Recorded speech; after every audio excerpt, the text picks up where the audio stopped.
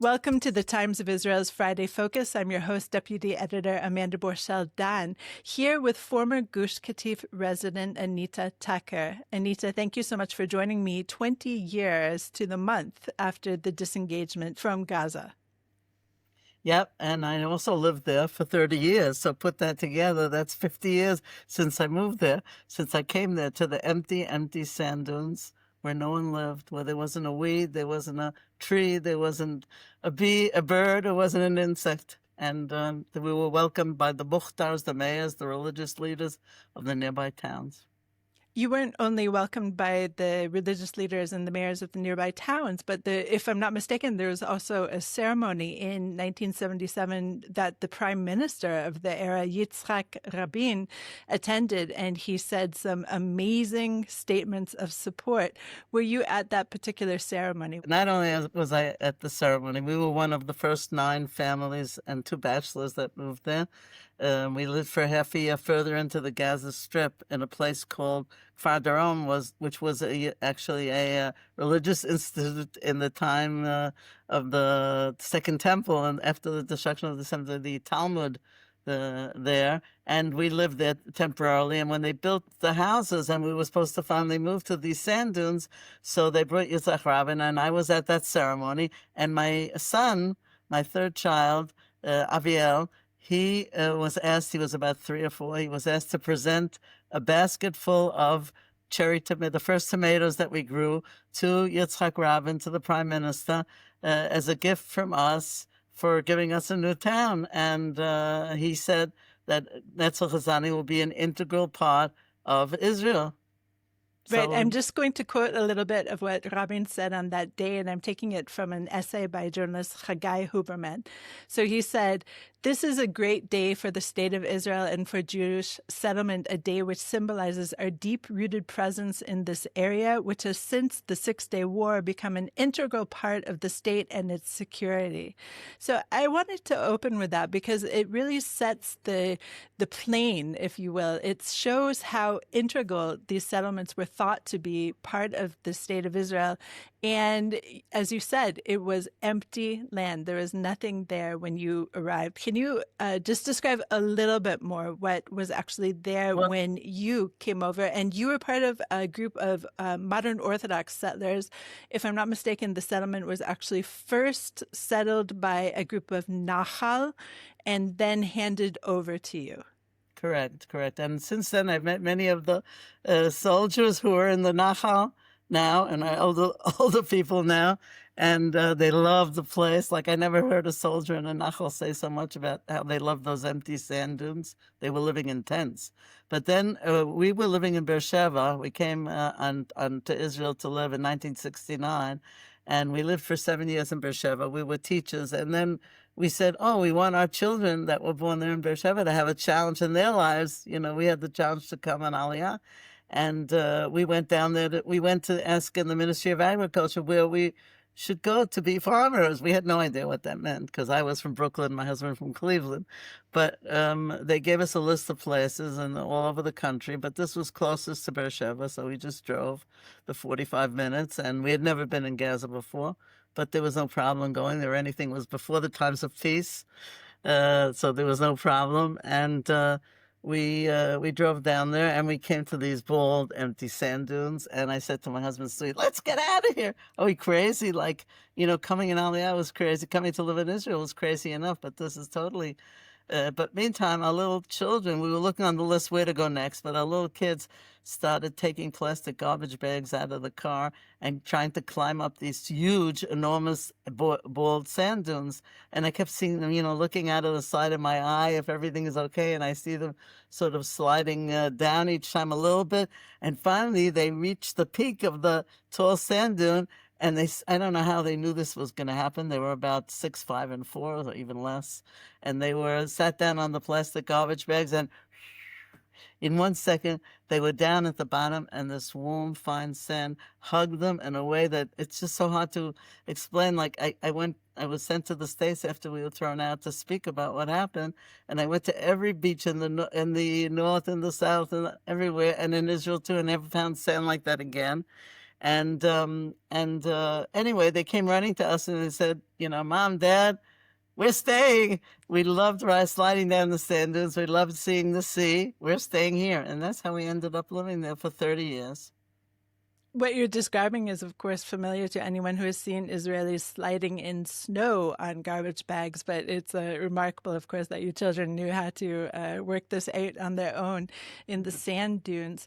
And so you arrived to these bald sand dunes, and eventually you became, quote unquote, the celery lady. You were known in your almost 30 years in the Nezer Hazani settlement as the celery lady, though, of course, you, produced cauliflower, flowers, cabbages, but all of it was in this remarkable bug-free manner, which has something to do with the sand, does it not? Yeah, the sand was totally inert, without any microelements, without any macroelements. And when we came there, and the Arabs leadership told us, "You're crazy. You can't grow anything in the sand." We call it the cursed land because El Drara is Gerar, and the last guys that ever lived here were Abraham and Isaac, our forefathers. That's I learned from my Arab neighbors. They're from the town of Deir el-Balach, the Mukhtar, the mayor, the religious leader, very fine person.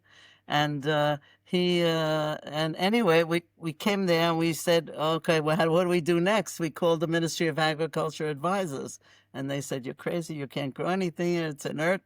You can't grow anything here." So, but we had to contract to grow tomatoes for export to the States. So they were just developing the drip method in Israel, in kibbutz Netafim, which today is all over the world, but that was the first ones. And they were looking for guinea pigs to start using it, to trying it out. So that's it. We were the guinea pigs. And if you, under my hat, I still have a little ears. That's why I wear a hat, but nobody will see the little ears that are left. But we were the guinea pigs that tried out, and it was just right for our ground, for our turf. And it was perfect because you had to water like 10 times a day, so that it wouldn't, a little bit 10 times a day, so it wouldn't just sink down. And where I'm living right now, if you water once a week, it's mud. And over the years, we developed so much equipment to measure everything properly, how much water was coming out of the plant, how much fertilizer of which type was coming out of the plant. Everything was computerized, and everything. And if it was, we had temperature measurements in the greenhouse that was attached to the computer. And if it was too hot, then it would automatically open up the plastic so it would cool off. And these little tiny thin sprinklers would go on that would cool the air. And, if it was too cold, and it was like amazing. And some very smart people used everything that we developed and exported it to all over the world and made a lot of money, I presume.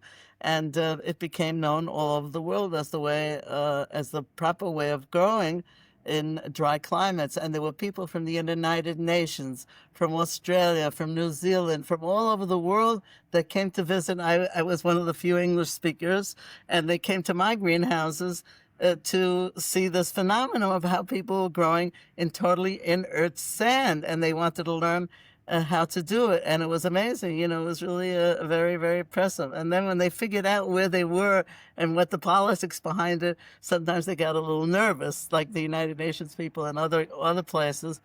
But from the information itself and they were so wanting to learn and to gain this information. And just to piggyback off of your guinea pigedness, when I was in India, anecdotally, I was on a train and we mentioned that we were from Israel. And the first thing that the passenger, an Indian gentleman, said was, Nitafim, because actually you put it on the map. You and your fellow farmers in Gush Katif helped improve the process of the Nitafim and put it on the map. Now, that's pretty remarkable I believe your husband was educated at Yeshiva University, so that was a bit of a pivot, shall we say. Yes, he had studied biology, actually. Had his master's in education, and then he was a rabbi. He had smicha from Rabbi Soloveitchik, and he started being a farmer. But in every business, after a while, you learn that you have to have one person working in a steady job and another person in this business that sometimes makes tons of money and sometimes makes less money and has money to invest all the time.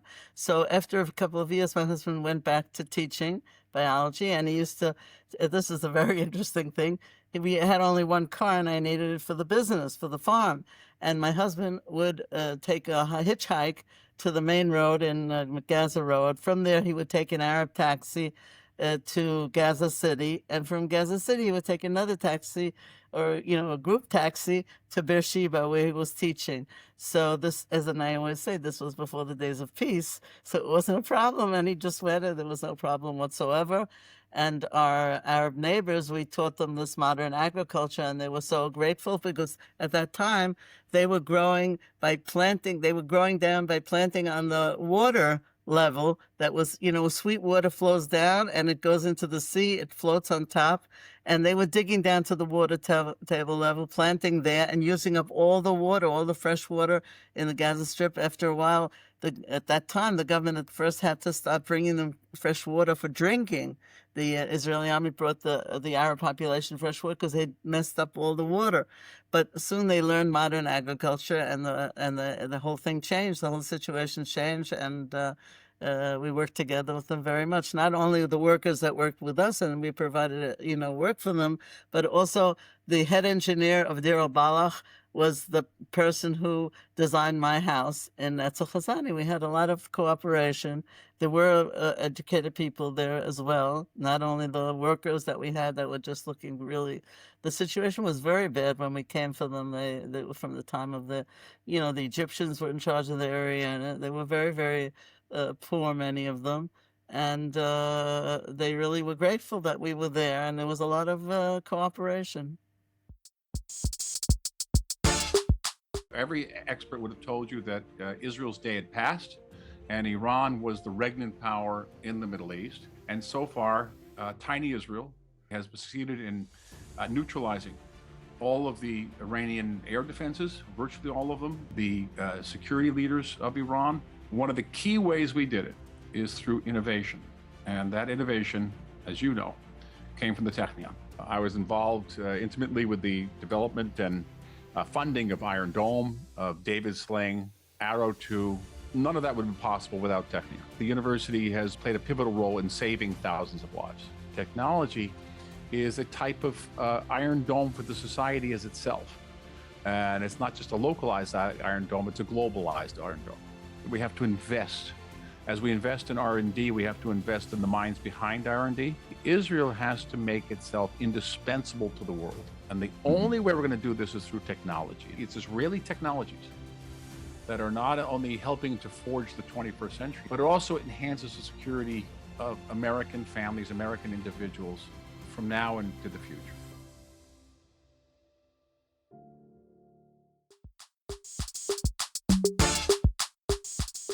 When did things begin to change? Because obviously we're painting until now a very rosy picture of the settlement and the cooperation between neighbors. But most people in the world think of Gush Katif as a bit of a death trap for the soldiers who are guarding it, and a corridor of terror for those who are trying to enter in and out. So talk to us about a bit of a transition, and do you think that is fair to view it in this way during this very tense period? Well, first of all, I think the whole change started when they started speaking about peace, because and they brought Yasser Arafat to be the leader of the Palestinian Arab population there in Gaza, the PLO. And, our Arab friends taught us that they have a very different culture than ours, that their culture is based on, if you're strong, I'll respect you. If you're weak, I'll step all over you. And they kept telling us that. And we saw slightly that was the way they related to their families, to their friends, to their children, to their wives. And but it was very, very hard for us to absorb. And I think all of us, it's very hard. To this day, all of us, it's very hard to absorb that our culture, Jewish culture, is very, very different.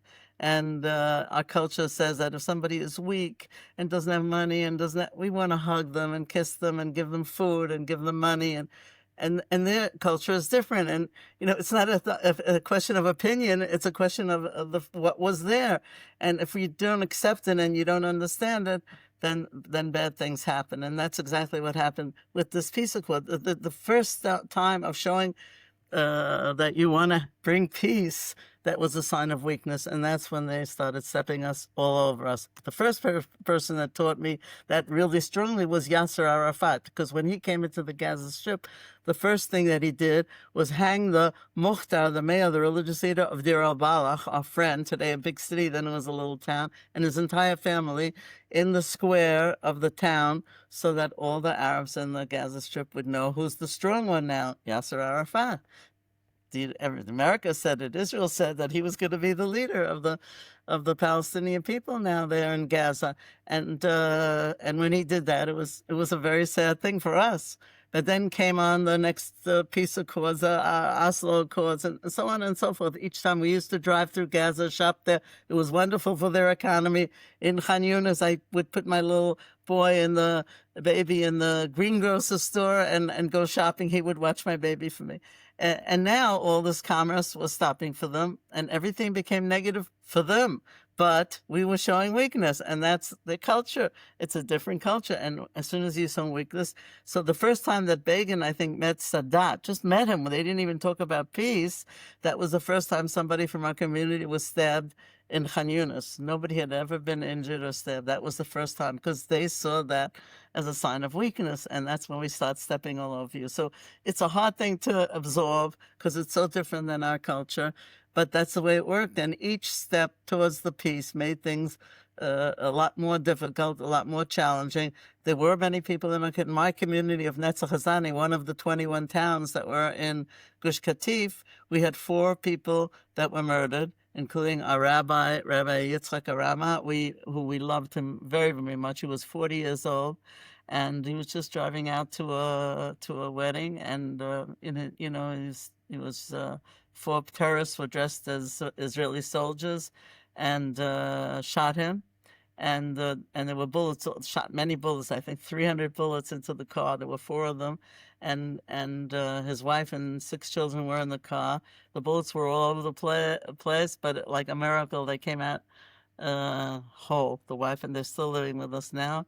And but on the other hand, also in Israel, it wasn't only in Gush Katif, maybe relative to the population, I don't know, I didn't do statistics on it, but in Israel, in Jerusalem, in Tel Aviv, in Netanya, and everywhere, all over Israel, there were terrible terror incidents that were proof of the fact that they saw us now as weaker than ever, because we were willing to give up land, we were willing to be more flexible. We were talking about bringing them leadership. Everything that we thought was something positive, they saw as weakness, and the terror was all over. Yes, the Israeli army was watching our families, but we were nothing. We were less than 10,000 people. They were watching the Gaza envelope. They were watching the Western Negev. They were watching Tel Aviv, Netanya, Haifa. That's who they were really watching. We were just a little tiny little thing in this game of security for the state of Israel. So, it's how you present it and how you say it. Because yes, the Israeli army was there protecting, but that's really not who they were protecting. We were protecting, and they were protecting all of Israel. When you watched the pullout from Yamit in the 1980s, did you have a sense that your community could also have this fate? Yeah, I think we didn't think it at all. We were in shock, of course, that the Sinai was to destroy. It was such a beautiful place. And many of the families came to live with us. The ones that were, traditional came to live with us in our community, and some of the they began new communities because of it. But we never thought, I think, that this was a connection, because this was a place that the Yitzhak Rabin and the government and everyone supported. They were saying this was going to protect Ashkelon. This was an outlet to the sea for Sderot, Ofakim, and Netivot, for all the towns in the Negev. On the other side are the Bedouin communities, which they're faithful to Israel and everything, but it's a little different. They're not the same as the Israeli society. And you have them on one side. You have these people living in the Negev, and then there's enemy living next door to you. So I never thought that anyone would think of doing this because just didn't make any sense. Anybody who looks at the map of Israel sees that it's sort of like a pear, and somebody took a little bite out of it and they called it the Gaza Strip, but it's really totally a part of that pear. That line is something totally in somebody's imagination. It really, geographically, it doesn't exist at all. As you mentioned, of course, Egypt had control of the Strip for a while, but there was a Jewish presence for millennia, right? And so once the second intifada started, and all of a sudden in December 2023, we hear from then Prime Minister Ariel Sharon that one of his plans to solve the conflict with the Palestinians is to unilaterally pull out from the Gaza Strip. As you said, almost 9,000 people there. What was the initial response within your community of Nezer Hazani? Well, I think as an adult, as a person, I was in shock. It doesn't seem like anything logical.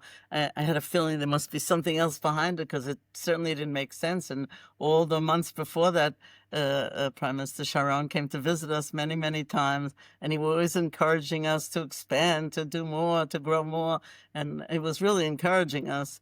And then there was this total switch. All of a sudden, it was very, very hard to absorb. But you know what? As an adult, as an older person, I knew that if the Knesset of Israel would vote on it and decide, maybe I was going to really have to leave, but I was going to do everything that I possibly could to protest it because I knew that it was something totally immoral, totally unethical, and I really didn't think that Sharon at the end was really going to do it. But anything could happen, as we see today, But our youth, we educate our youth to be like David and Goliath. There's a big challenge in front of you, and adults who should get up to meet the challenge, maybe don't do it in the whole country.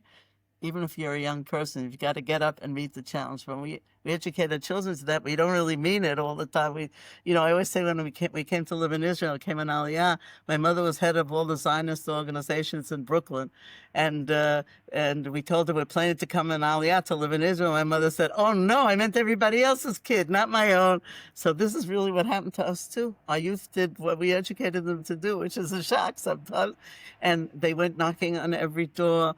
In Tel Aviv and Haifa, everywhere they went, they tried to explain, this is their home. It's impossible to destroy something that was there for 30 years, your home, your place, a part of the land of Israel, part of the promised land, and from a religious point of view, a part of the inheritance of the tribe of Judah, but also, part of Israel. And where they put them, where the government of Israel put us, and we lived, and they they went to every government and every member and every member of Knesset, and they talked and they talked and they talked, and they barely went to school that year. A lot of them had to do their matriculation exams later because they really took the challenge up very seriously. And then that day came, and we're standing in front of the gate of our town of Nezer Hazani, and 1,000 maybe of our own soldiers are marching towards the gate of our town. And I say our own soldiers because all our children were in the best units in the IDF, and our husbands and some of the women as well. And here they are marching to the gate of the town. And the youth put a sign on the gate that said, in Nezer Hazani, we believe in God in full faith. I don't know how they came to do that because they were all kinds of youth, one with a yarmulke with a kippah, and one without a kippah, and one with earrings in his ears, and one with earrings in his nose, and all kinds, with black kippah, with color. And they were all types of youth. But at this moment, they were all together, with one heart. Really, it was unbelievable. And they put the sign up. I don't know why, but it was a sign that gave us so much strength that kept us going the whole time. Every place we went, we put that sign up somewhere. And they had hoped that maybe one of the IDF soldiers would not be able to knock down the gate when they see that sign. And maybe that would influence above, because we try our best to control the world, but we don't control everything. That was our feeling.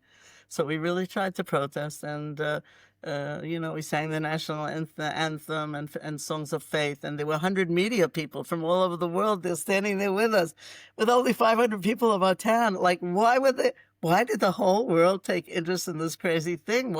I don't understand till this day why this interests everyone so much, but they were all there. And when the kids put these wagons, the garbage wagons, and put wood inside and kerosene inside and lit it a fire, and the flames went up in front of the gate so high and the smoke so high, everyone was crying, including these 100 media people. And I don't think they were faking it, because the feeling of destruction was so strong in the air. It was a feeling of not something constructive. Destruction is not something constructive.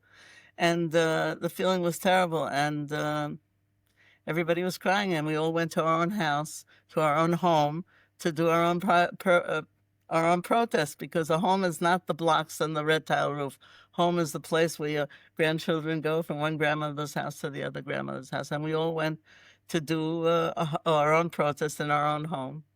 It was a very, very challenging moment. And, I found a picture of our grandchildren, three of our grandchildren that were born there, standing in front of our home in Nezer Hazani, and they had a sticker on it, terror comes by leaving parts of the land. It was something like that. It was written on the things that you see today on the protest, but they wrote it then in 2003. And it was on the bicycle, on their little toy bicycle, and they were standing there. And those three children, who no one listened to at that time, no one would listen to what they were saying, what they stuck on their little toy bicycles. And now, in October 7th of 2023, had to serve in the army. They were called up. They had to serve in Gaza. They had to, for months and months and months and months, endangering their lives. So many soldiers were killed. It was something that was totally unnecessary at the time. It really wasn't unnecessary. It made the lives of the Arabs much worse. Many of the people that we knew when we left were crying. Arabs were crying. And I had hoped that maybe, not everybody agreed with me. Some people were going to destroy their home.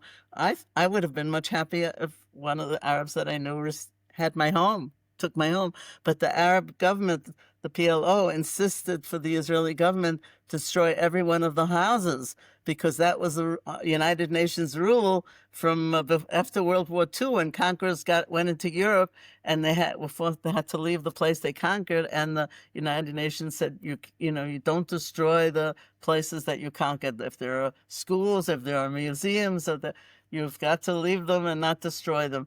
And the PLO told Israel, you've got to give us back the way you got it, sand dunes. And so that is the real, I didn't really understand it at the time. And that was the reason that Israel destroyed the homes, which in my eyes, it's a different culture. It's a different culture. And if we don't absorb it, it happens again and again and again. It's a different culture. So when everything was destroyed, and then if you remember, there was Coronaldi was his name. There was a lawyer who went in Israel, who went to the high court and protested that they were going to destroy the synagogues. There were 52 synagogues in the Gush Katif communities, in the 21 Gush Katif communities, and he went to the high court and said, you can't destroy places of prayer because everyone in the world will think it's okay to destroy. And the high court said, no, they can destroy it. And then he came again with art experts about art, and said, no, each of them is a beautiful place of art. You can't destroy it. That they accepted, and the synagogues were not allowed to be destroyed.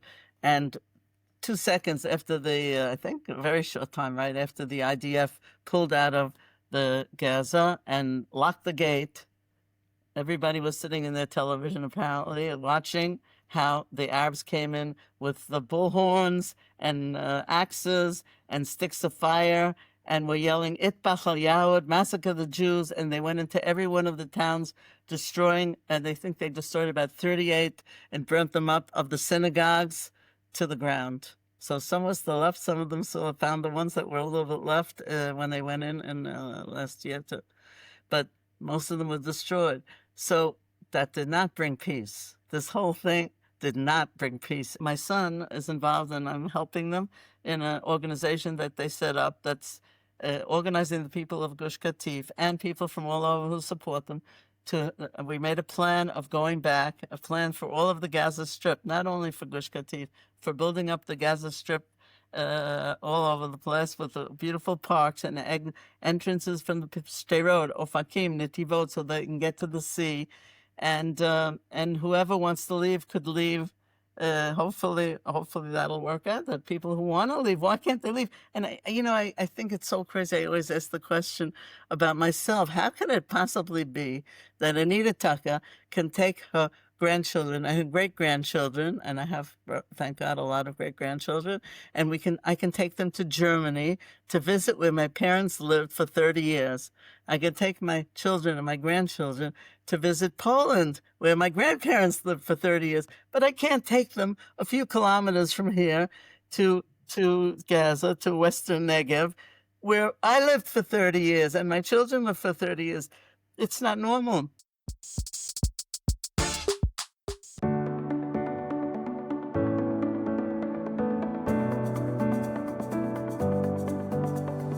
My name is Mel Friedman.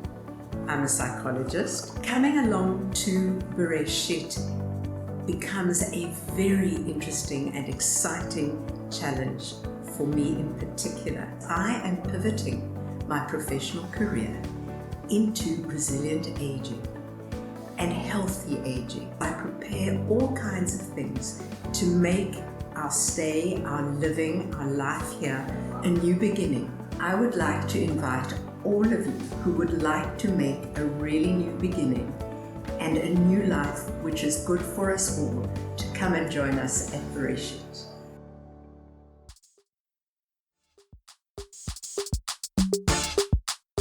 I would like to quote somebody else to you, and it's actually you in 2005. And you gave an interview to NPR, and you said at that time, well, the truth is that all the officers we speak to, they all say they're going to need a lot more soldiers because there's going to be a lot more terrorists there, and they have to go deeper to figure out what to do. That was you a couple days after you pulled out of Gaza in 2005. And of course, everything that we've seen since has proven you right. So that's always a nice feeling to be proven right in public. I wish I wasn't. Yeah. Right. But you're talking about a plan for Jews to go back into Gaza, or a plan that would be some kind of coexistence utopia where Jews and Palestinians could live together. What is your plan? Well, I think the plan is mostly for Jews to live there, yes, to be part of the state of Israel, and Jews should live there, yes, because I think most of the people proved October 7th that they were willing to cooperate with the Hamas to murder, rape, and whatever else was done there, Jews. So we have a big problem now because they voted for the Hamas. And what year was it? In 2007 or something? I think they voted in the PLO voted in the Hamas. So I think right now the situation is that too many of those people participated or had some part in some way in this terrible thing that happened. So I don't think any of us want to live right next door to those people again. But if there are people that don't want to leave on their own and want to stay, and they're willing to recognize Israel, and they're willing to live peacefully with us, and they've proven it in some way, I have no problem living next door to an Arab. I mean, in Ramleh, I have a niece who lives in Lod, and in a building with all Arabs. I have friends in Haifa who live. I mean, that's not a problem. In the Galilee, the majority of the population are Arabs. I don't think that's the big challenge. The big challenge is that we have to understand that these people took our signs of friendship, of peace, and turned it into horrible things. And anyone who went along with that and participated in that, they can't be living next door to us. They cannot. It's a tiny little country with this little tiny piece next door to it. And anybody thinks that a murderer can live next door to the people that he wants to murder and nothing's going to happen, then they're nuts. They're just nuts. They're just silly. It's crazy, and another thing I learned, I think something that's going back a little bit in our interview, is that when after I went to speak in the United States, after we were thrown out, so some guy from California, I think it was a Chabadnik or something, and he said, listen, I'm going to give you $40,000. I want you to go to a PR company, to a good PR company, and speak to them about, what your protest is there in Tel Aviv, that you're trying to get, a place to live. You're in tents, and you want to go further south where your children are going to go to school. And so I came back with the promise of $40,000 and went to one of the biggest PR companies. I don't know if I'm allowed to say the name. I think it was something remote. It was Paris's PR. I went in there, and of course, when I came in there, they knew I was coming. They put on orange bracelets on their hands and their feet because they were good PR people.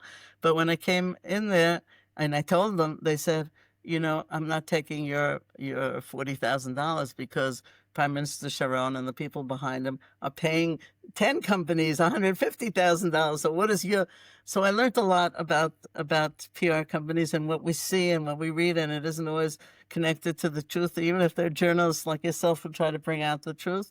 But another thing happened to me back in Gush Katif. I don't know if this is relevant or not, but during the protest time, we were complaining to some of the Israeli newspapers. There were still newspapers that you bought then, and one of them, and we were complaining. They were always showing us as settlers that are evil, that are going to do something. So I said, try to show something nice about us too. So they agreed that once a week they would have a little corner of the newspaper that would have a little picture of someone there and something nice story about them. So it was my turn, and they came to interview in my garden with my grandchildren. And the next day I ran to buy the newspaper, and I don't want to say which newspaper, but it was a little square on the bottom, and it said Anita Tucker came to Israel in 1969, blah blah blah blah blah, and then on the other side of the page, right opposite, was a picture of a big Rottweiler dog with his fangs hanging out, and it said the settlers are planning to raise dogs to attack the soldiers. And I said, how could this be? All of a sudden I understood. Somebody paid a lot of money for this fake news to be on the same page as the picture that was supposed to bring a little more truth to the story. So I learned a lot, and I think a lot of what's happening today, we can see it all over, is the same thing. And if people aren't anxious to accept the truth, and I think it's not hard to do because we saw what happened October 7th in the Gaza envelope, and anybody who's spoken to the people there understands that they will not live next door to those same people that wanted to kill them again. We've got to change the situation. Anita, I just want to close out. I've kept you way too long, and I so appreciate your first-person account of what you experienced there and your experience following the disengagement. But right now, you are living in a settlement in a town that is called Nezer Hazani, which is the same name as the settlement that was pulled out of Gush Katif. But your battle to get to this location in a permanent building was not instantaneously won, meaning what year did you actually first land in the new settlement? 7 years until we wandered around. There was no plan. There were a lot of obstacles put in front of us, and we wanted to be very much closer to the south, closer to Otef Aza, to what's called the Gaza envelope. And we ended up where we are, with having to pay a lot of money for the land, which was much more than the compensation that we received, and much more for building here was more expensive. But we're here, and I'm proud because there are only two ways to go, this way or this way, when something bad happens to you. And we went this way, and we built a beautiful town with a beautiful settlement, with a beautiful synagogue, beautiful public buildings, and many of them in memory of people that were killed. But all of us call our house, and not our home.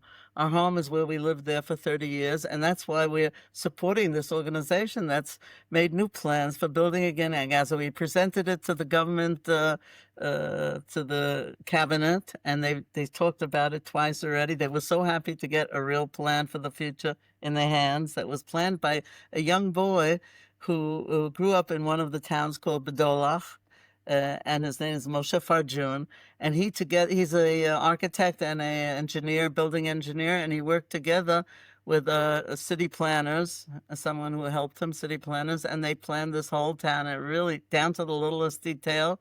If the government decides, they'll put up an authority that will develop the plan even more and start working. It's not something that happens overnight. We're not talking about running over and setting up some tents and protesting or something like that. We're talking about something serious that can bring protection to Israel, can bring development to Israel.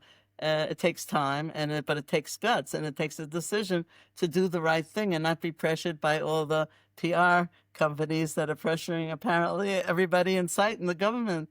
with the false information. We're all reading about everybody starving there. I don't know if they're starving or they're not starving. And we see the trucks. I've been there to protest myself. The trucks going in. There's tons of food going in. I can't measure it according to how many people, but it sure looks like there's a lot of food going in there. I don't think that's the real problem.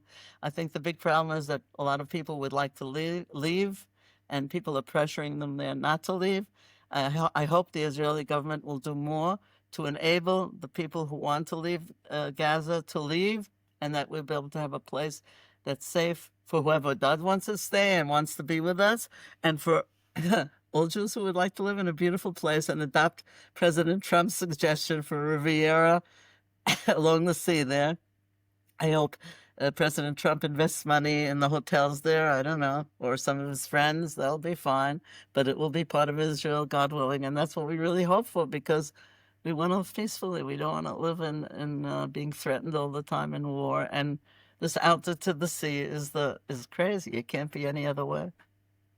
Anita, thank you again so much for sharing your perspective. And I hope you feel like I gave you the space to do that. And listeners, I hope that you feel that you got the perspective of a person whose family, generations of her family, grew up in Gush Katif, was pulled out, and the life that they have led since, and this eternal yearning that they still have to return home, which for them is Gush Katif. So Anita, thank you again so much for joining me today. Thank you very much. Thanks for listening to the Times of Israel's Friday Focus. Please check out another installment next week. This episode was produced by the Podwaves and video edited by Thomas Gersh. If you have any questions or comments, please send us an email to podcast@timesofisrael.com. Until next week, shalom.